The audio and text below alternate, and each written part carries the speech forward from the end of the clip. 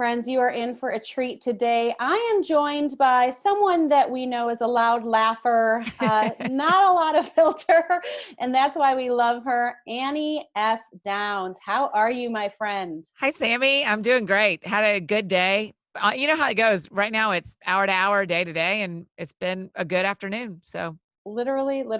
We are recording this in April of 2020 in the midst of literally a global pandemic, and yet literally, we're here. We're still yes, making things work. So yes, Annie, I really appreciate you coming on Generation Wisdom. For those of you that don't know you or may not be familiar with your books, can sure, you give us just a little bit of a background? And you can really make up whatever you want at this sure. point. I mean, just whatever you wish was on your Yes, bio, this is the time to this say is the it. moment. I'm Annie F. Downs. I'm a wife and mother of many. I'll just make that up and just speak that prophetically. Yes. Name it, you Right, claim it, Jesus. right. Yes. The bio you wish was true about your life. Yes. So We no, need the to do truth is that more I often. moved to Nashville about 11 years ago, Wow. kind of to pursue writing and speaking full time, long before podcasting was a thing we really talked Right. about. I was an elementary school teacher in Georgia where I grew up. And I mean, you and I have talked about this, but I literally only have one skill set. I entertain people till they learn something. That's all I did when they were fourth graders. That's all I do now in my books and stages and in Yep. podcasts. And you do it so well. Thank you. It's the only gift I've been given from the Lord, and it works. And so Oh, I moved here kind of to pursue that. It didn't work out for the first 2 years. I was working at restaurants and nannying and doing all sorts of jobs off of Craigslist. And then I self-published my first book in 2010. yes. And I was about a gonna be, I'm like, year, yes, it was. I'm just yes, you're like, like, I need you to were tell there. you. Yes, because we were in the same group at the time Yes. and same church as we are. And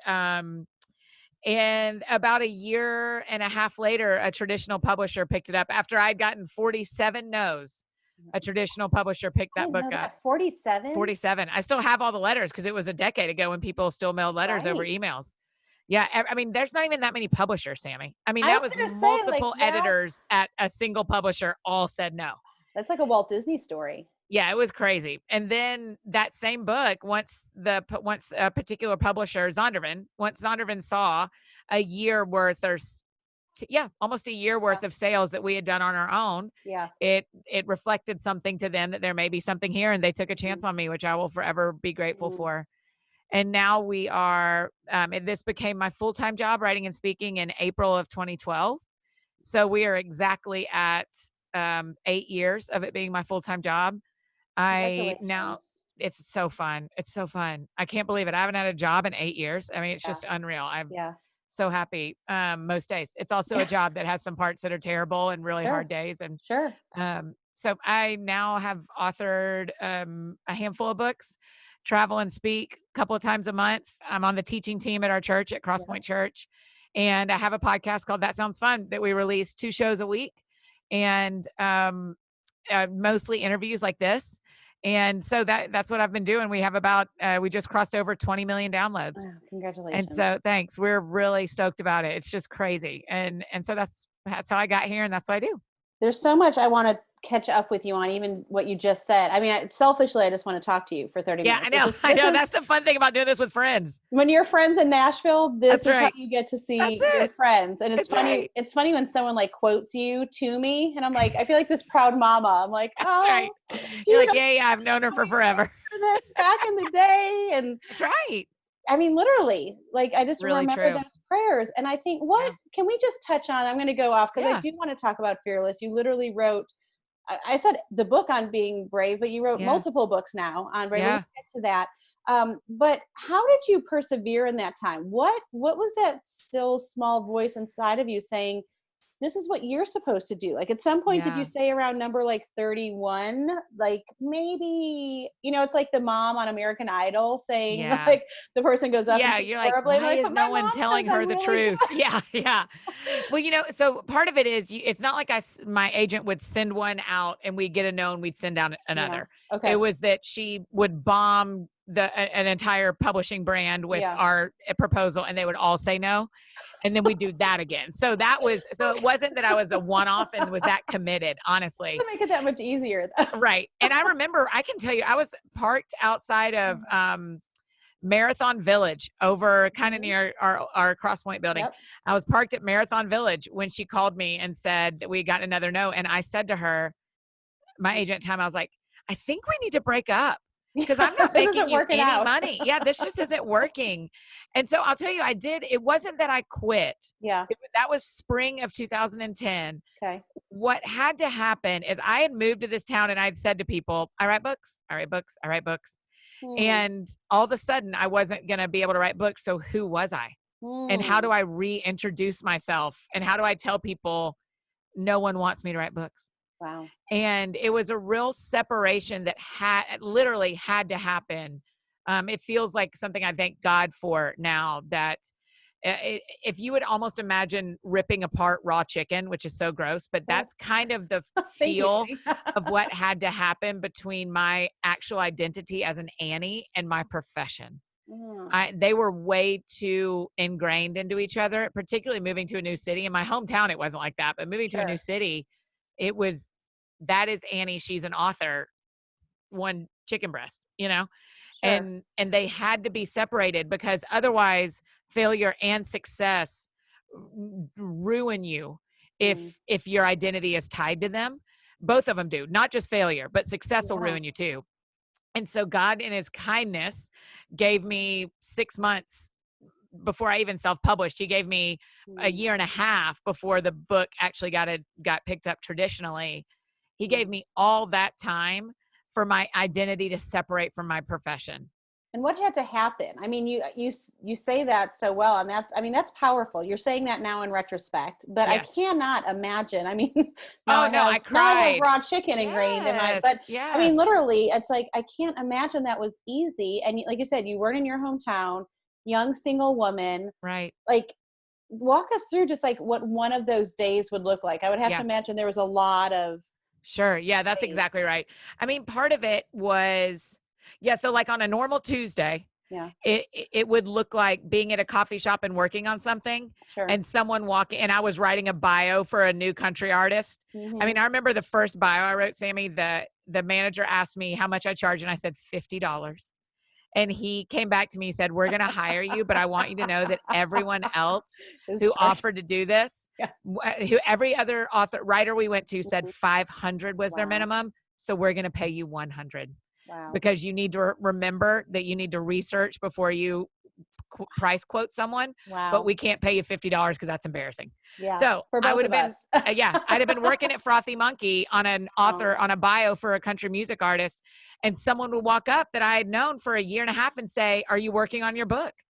And I'd have to say, actually, no, I am not working on my books anymore. So it was a daily dying to that title that finally allowed me to separate in time of, I mean, it would just look like, and then Tuesday night, if we all went to ML Rose and we're hanging out after dinner, people eventually stopped asking me about my job and started asking me about me. Yeah. That's how it looked. That was the everyday, how it really looked for my identity and my profession to separate was for all the conversations I had with people who already loved me to err on to lean on the side of Annie as a person, not Annie as an author. And it's so interesting because I think it's typically a male thing, right? When you meet, I always hear when males meet, it's, hi, what's your name? What do you do? What do you do? Yeah. That doesn't happen with females as much. And I appreciate you bringing this to light because, I mean, it's not just the driven female. I think a lot of us, identity is such a big part of our lives. It's something we want. But now I know you are those things, but that's not only who you are. And I feel like now your profession has followed your passion because it's such a reflection of you. And I don't feel like you've had to become something to fit. If you're just listening and not watching, I'm doing really intricate hand motions here. That's right, Sammy, because what ends up happening is people begin to love you for you, and you can invite them to know you professionally versus knowing you only as a profession, and you have to keep inviting them into your personal life, or feeling like I can't tell them something personal because they love me because I'm successful. Wow. Or if you like a lot of small businesses are taking real hits right now. Yeah. If my whole identity was based on how many books I was selling. The month of March and the month of April would have a lot to say to me about my soul, and they don't. Okay. I would like, because I want to run a successful company, I'd like for it to look a little different, Sure. but it doesn't say anything about my soul because those two pieces of chicken aren't the same anymore. And they Yeah. were, I know they were. Yeah. But now I'm like, I mean, I may have said this to you earlier, but I was saying that I celebrated with a friend last night, Yeah. accomplishment of his professionally. And, in our safe 6 foot distance. Right. Of But course. I had a small success at work yesterday too, and it didn't even come up. But I did think about it. Now I won't pretend like I didn't think about going like, by the way, but no, I was like, no, it's fine. Yeah. It's fine. People said kind things in my team, and we're excited and blah, blah, blah. But it just didn't spin me out like it could have spun me out. You didn't need the validation in order to go celebrate with someone else. Sure. That's right. I like it. We all like to be successful at what we do, but I think the same could be true for a couple who's gotten divorced and they've always been known as a wife or a husband. Right. Or a parent who's lost their only child, and now how are they defined? Someone who's lost a job in one profession and is switching to another, or a dating couple who's broken up, or you change churches. I mean, there's a million ways that if you tie your full identity to a thing that you are, at some point that thing will let you down or build you up. And either way, it is going to be expensive for your soul. I mean, it's that scripture that says, what does it profit a man if he gains the whole world but loses his soul? Yeah. Right? So true. Well, and I think this is why you're so good at what you do, is because God has given you this gift to see the full circle. It's one thing to have the catchphrases. It's certainly another to be able to ground it scripturally and be able to look at both sides of the coin. And I think we're and I have teenagers now. Can you believe that? Yes, they're adorable. Thank you. Most of the time. No, they really are. They're good. We're all loving being together. As I say, you're all in one house. You get to know them better than you ever thought you would. They really, actually, my son, I wish we had like split screen. My son is literally digging his own personal pool in the backyard right now. I cannot make it. I thought it was one of those things where it's like, go paint the fence. Like, you don't think they're going to actually do it. He's literally dug it and is now finding a way to fill. Yeah. Oh my I'll send you pictures that's later. Amazing. Yeah. So it's keeping him busy and it's keeping him off his screen. So that's it. That's the trick. Yeah. But sometimes we fixate on what we want to believe, what we want to see, or on the good. And then we don't look at the totality of what God wants us to learn or why he has us in a certain place. And I just think we are here to talk about being fearless. Can you just talk about those words? You wrote a book called Let's All Be Brave. Yeah. It then turned into this devotional that I would love to brag on you. I mean, 100 Days to Brave. Yeah. Being published in multiple formats, multiple languages. What is it with that word brave that resonates with us so much? It's so fun. You know, the reason 100 Days to Brave is really my story of moving from Georgia to Nashville, moving from Nashville for a window of time to Scotland and back. Yes. And some different brave things. And then what ended up happening, Sammy, is that people would walk up to me at an event or at a merch table or at an airport, with this thing we used to go to, or at restaurants, these places we used to go to. And they would say, okay, I read the book. What do I do now? Interesting. And I was like, oh yeah, I actually just told you the stories. I didn't really boss you at all. And so then we went like, okay, let's give them 100 days. You can do anything for 100 days. 100 days blinks by. I mean, in fact, just for your brain, January 1, we started 100 Days to Brave and it finishes tomorrow. Oh my gosh. So we've done 100 days of 2020 at this point. And so it is, to me, the thing about being brave, everyone wants to be brave and it feels borderline attainable. It feels like you've experienced before and you've seen it before. If you put the word courageous on something, right, it feels intimidating. Like courage feels like a lion, right? It just feels more like a lion. Yeah. And actually men like the word courage more than they like the word brave because it feels stronger.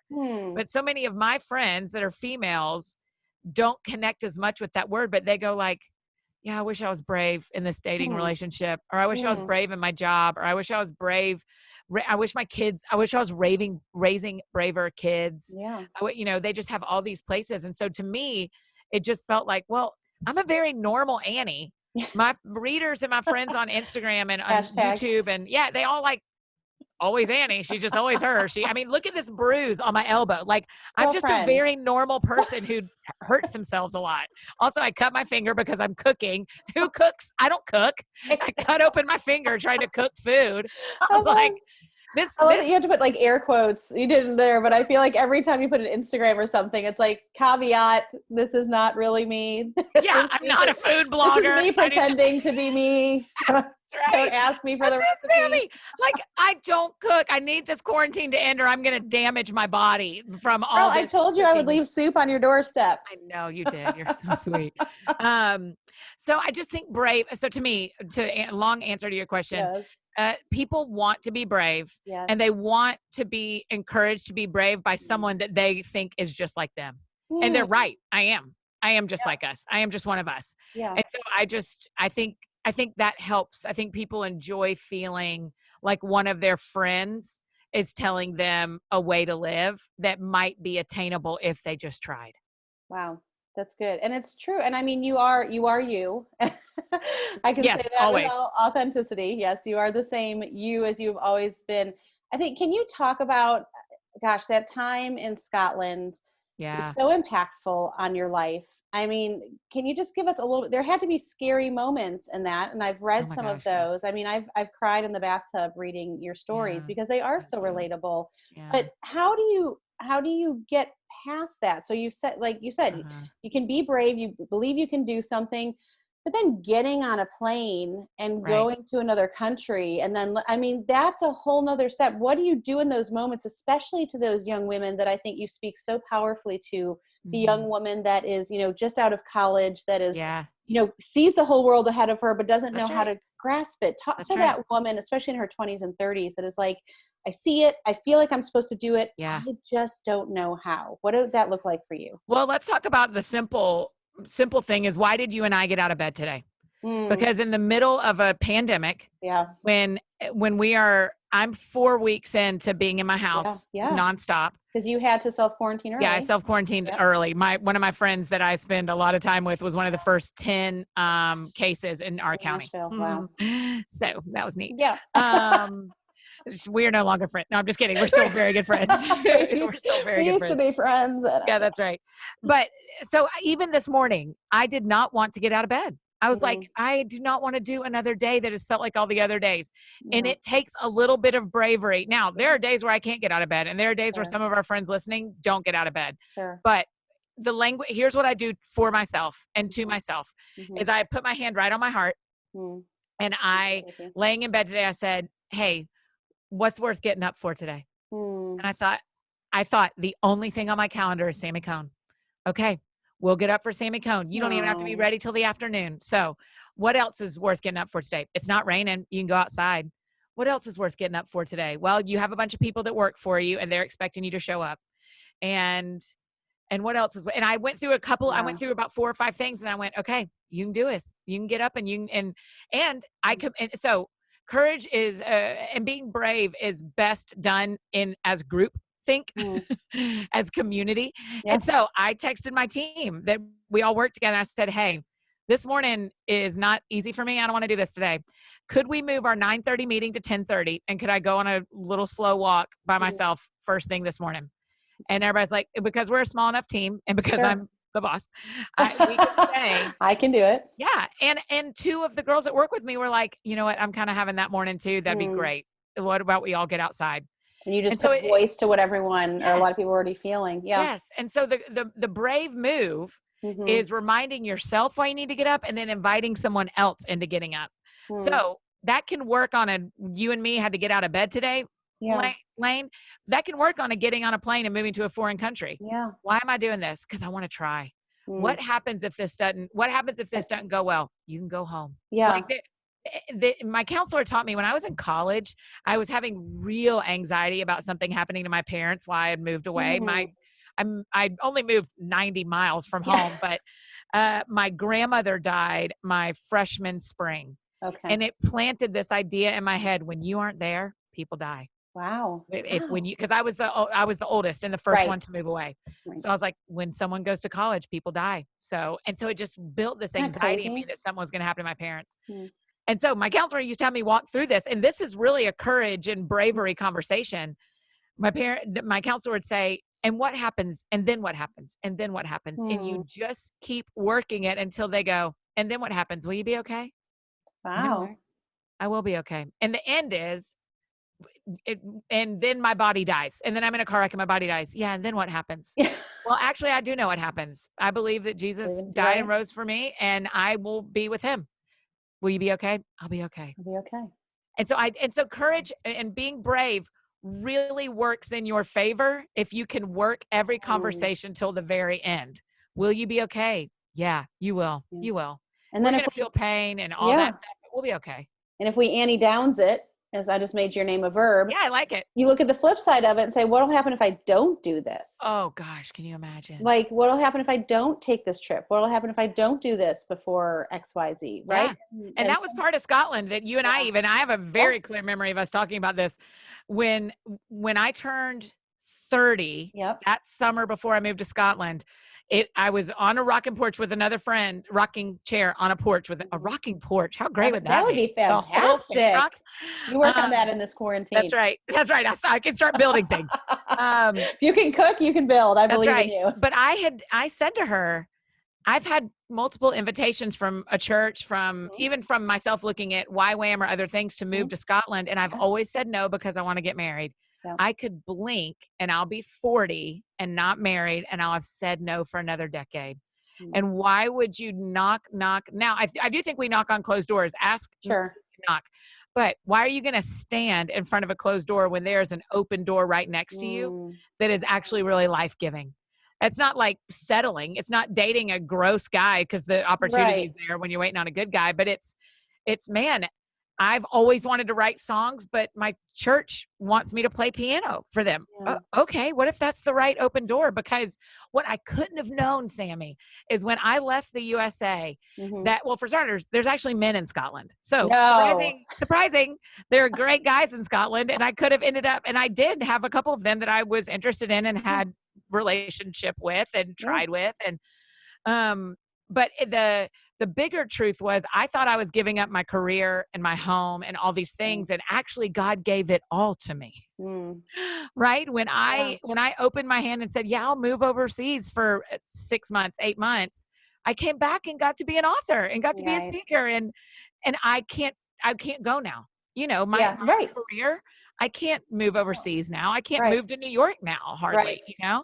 I'm pretty Nashville based for the time being, and I'd have missed an opportunity. God knew that he had a gift for me in living in Scotland for part of 2011 that I would not have been able to receive in another season, and I would have been sad if I would have missed it.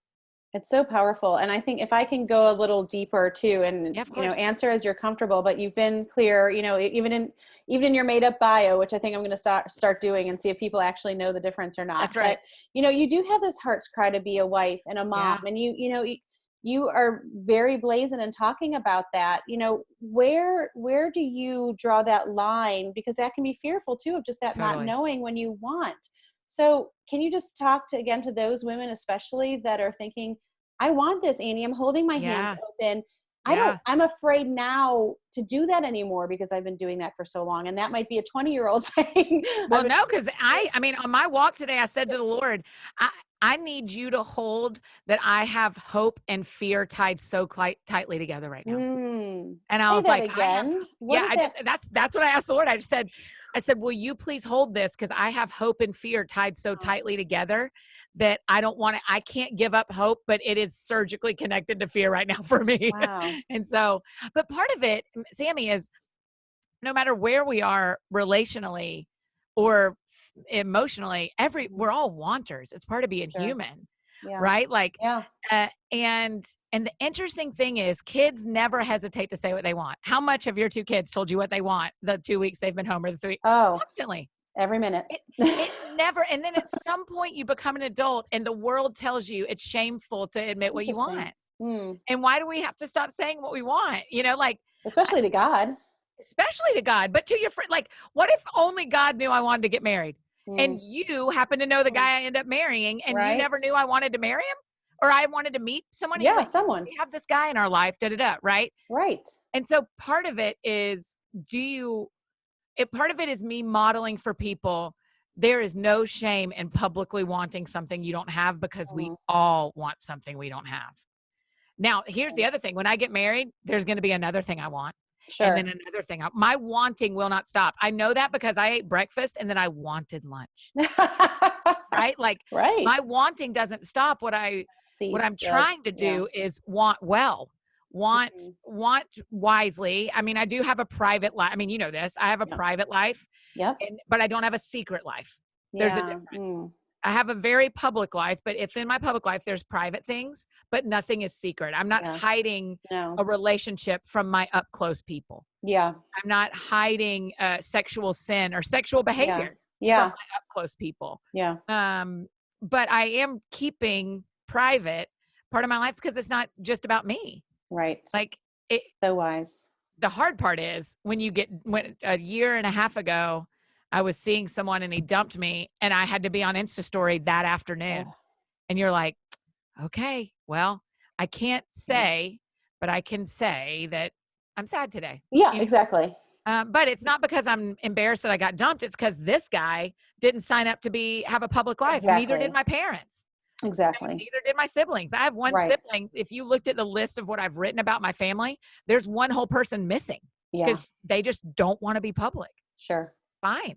Right. And you can still tell your story without exposing someone else's. Yes. And I just want to invite people to want. You're allowed to want. Yeah. If you want more kids than you have. If you want a different job, if you want to get married, if you want grandkids, you can want things. There is no shame in that. Kids never feel shame in wanting what they want. And I just want us to return to that a little bit, because I honestly think if you'll do it with people, you're more inclined to do it even deeper with God. Yeah. And I'm not sure the roles are reversed. I think we get comfortable with praying to an imaginary person. And even though he's very real, I think we get comfortable praying to an imaginary, oh, no one's here. But then I have to look you in the eye and say, Sammy, I really want to get married. Yeah. And then I go oh gosh, oh, someone's looking back at me. Oh, she hears me. She knows I'm exposed. It's out there. Yeah. It's out there. It's out there. And then I go, you know what, God, you heard me say that to Sammy. Let me tell you, I want to marry that guy. Yeah. For everything I know today, that guy seems like a great guy. And I want this to move forward. And I can do that with him because I did that with you. Yeah. Does that make sense? And it makes complete sense. I think you're right. And it's that's going back to being brave. It's getting out of it just takes courage. Zone, yeah, right? That's right. So, it takes a little bit of courage to believe that your friends are still going to love you, even if you want something you don't have. Well said. And so many other things, right? It could be applied to so many other aspects of our lives. And let's continue that conversation. I mean, we have just a couple minutes left, but I want to hear, if you were older, I'd give you more time, but you'll have to wait. Sorry. I'll earn it. Just the nature of this podcast. You'll have to wait a few years. I appreciate that. Well, I do want to hear, what would you say to younger Annie about being fearless? I mean, I feel like you've given us some wise wisdom and based on your experience, but if you could look back at your 20-year-old, even 10-year-old self, what would you tell her about being fearless? I think one of the best ways to, one of the things we fear is how we're perceived and what other people think about us. And if I could talk to 10-year-old Annie or 20-year-old Annie, or even on some of her lesser days, 30-year-old Annie, I would just say, do not fear being you. Just be you.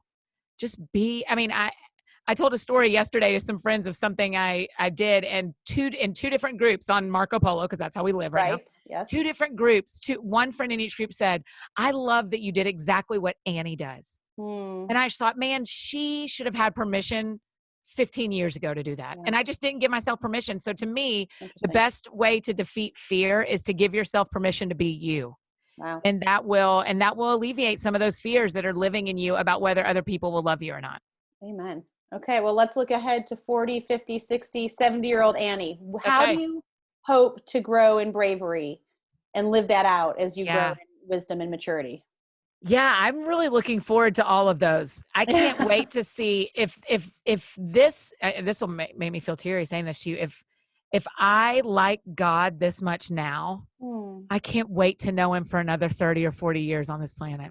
And then after that, forever. But I can't imagine that the 30-year relationship I've already had with him. I can't imagine doing it for another 30. I can't imagine. It just makes me so thankful. So he's what makes me brave. You just look at Jesus's life and kind of go like, he was so wide open for people. He just was so him. And I'm reading the Gospels every month. And when I was looping through in March, my big takeaway is Jesus is just always Jesus. He just never apologized for being Jesus. He didn't push you to be Jesus. Yeah. He just was always Jesus. And and so to me, growing in courage looks like continuing to model my life after the one who showed me what it looks like to be brave. That's where we're going to end. I can't think of a better way to close this time with you. Annie Downs. You can find her at anniefdowns.com, Annie F. Downs on Instagram, all the places. Where else can people find you, Annie? Yeah, the podcast is called That Sounds Fun. We have a YouTube channel, Annie F. Downs TSF. That sounds fun. So we're just anywhere you need me. That's how you can find me, except TikTok. I'm not interested. I don't have time. So everybody else, you can find me everywhere else except TikTok. I bit the bullet. I'm in there, unfortunately. You're a better woman than me. Well, I think I'll love it. That's why I can't do it. I'm thinking I'm going to love it. Thing. I have teenagers, so I couldn't not be in That's there. Exactly right. That's exactly right. Well, Annie, it's been a joy as always. Thank you for being part of Generation Wisdom and for encouraging us to be brave, no matter how old we are. Appreciate That's right. you. Thank you.